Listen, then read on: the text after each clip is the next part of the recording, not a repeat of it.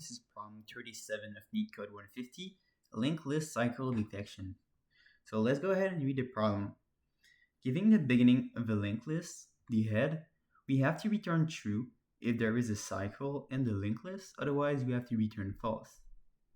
There is a cycle in the linked list if at least one node in the list can be visited again by following the next pointer. So let's just see this visual example here.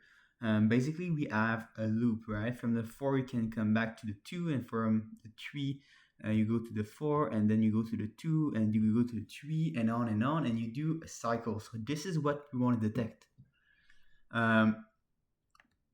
So let's go ahead and try to figure out the solution to this problem.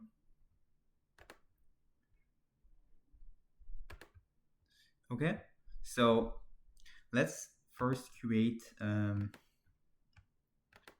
let's create an effective linked list. So we have 1, 2, 3, 4. Let's say we go up to 6. Okay, and they are linked to one another. 2 is linked to 3, 3 is linked to 4, 4 to 5, 5 to 6, but also 6, let's say it is linked to 3, like this. Okay, so how can we solve this? The solution is quite wise. We are going to use 2 pointers, a fast one and a slow one. And basically, let's say that you have a track, like a square track, and both runners starts at the same point. Okay, so let's say that both runners start running, but there is one runner that is way faster than the other. So when the first one reached this point here, the other one is already there, right? And when this runner moves up to here, this runner is gonna be there.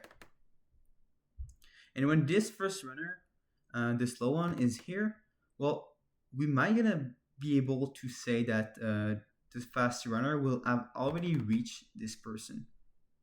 So if both are at the same point after the start, it must mean that we are in a loop, right? So if there is no loop, so if we have just a 100 meters track, right?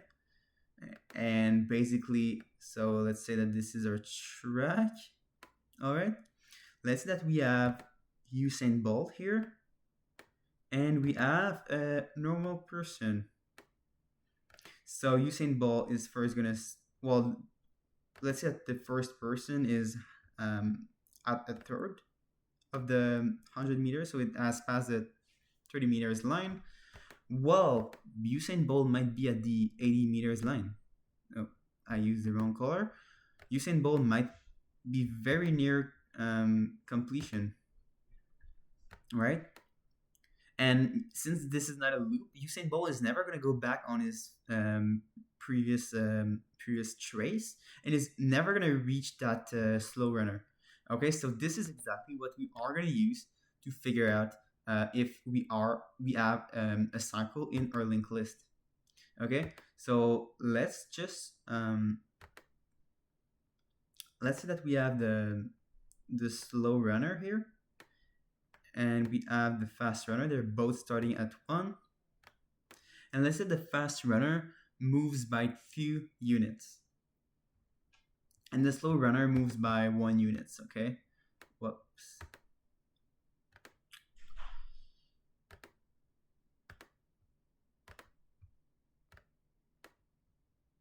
All right, so after the first X amount of time, the slow runner is at 2 and the fast runner is at 3. Makes sense up to here? Okay, so you now understand after the second round, the fast runner is going to be at 5 and the slow runner is going to be at 3. After the next round, the fast runner is going to be at 6, and then at 3, while the slow runner is going to be at 4. Well, right, so it's going to be at 4, and the fast runner is basically going to be back to 3.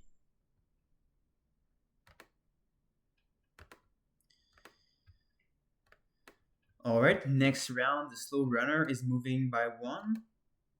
So it is going to be at 5. Let's say S. All right, and the fast runner is moving by 2.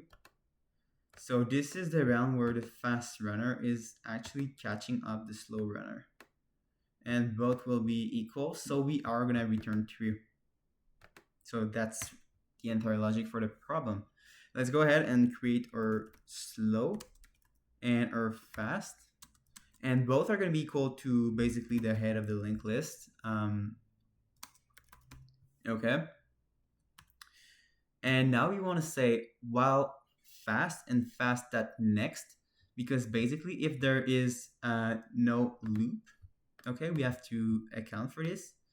If there is no loop, and we are, let's say, here for the fast,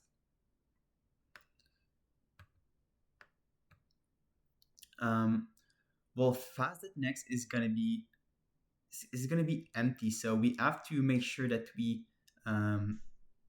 account for this situation. So this is why we are going to be willing to have a while loop until fast and fast.next. So if any of these case we have a null value, we are just going to stop our loop. Okay, and this, to make the slow runner move by 1, we are just going to say slow.next, and the fast runner is going to be equal to fast.next.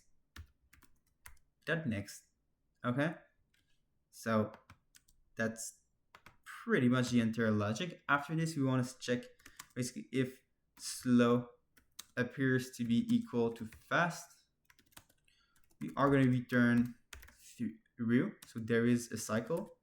And if we break the while loop without never returning true, it must mean that there is no cycle.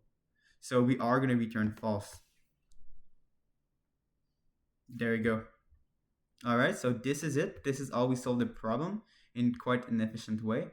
So we are within their recommendation. We are using a big O of n time complexity and a big O of 1 space. We are never creating additional space.